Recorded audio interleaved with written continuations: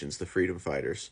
Originally, these were all characters being published by Quality Comics, a different company than DC Comics, but eventually DC Comics got their characters. And so they created the concept of Earth X.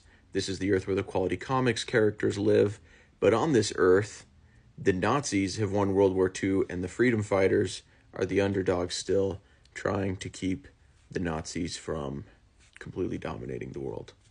Superman and the Justice League, of course, come along to their Earth and end up helping them fight off the Nazis, which of course ends up for some reason just being robots now. Like apparently it was just a puppet government and it was actually robots and they defeat them. Anyway, then Earth X is a happy, peaceful, wonderful world. Later on, DC would launch the series Freedom Fighters, where these characters, because they are bored on Earth X, I guess, come to Earth 1 and as refugees, more or less, to try and fight crime and do things there. All of these characters are given extra powers as a result of going through the portals that they went through to get here.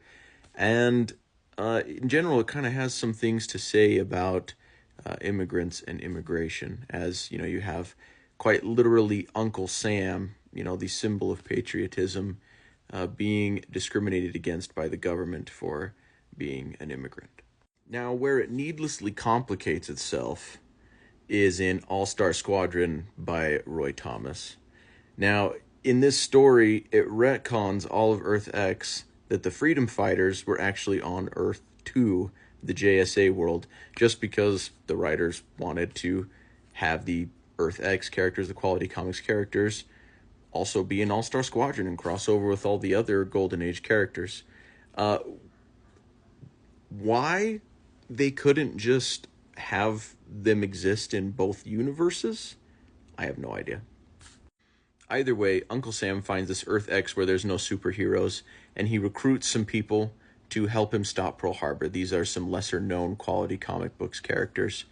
So he brings those guys over, and they end up stopping Pearl Harbor, but they die in the process, and then there's going to be a raid on the West Coast.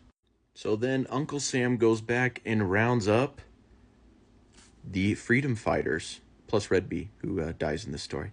But he rounds up the guys that become the Freedom Fighters, who all stay on Earth X to help continue fighting the Nazis.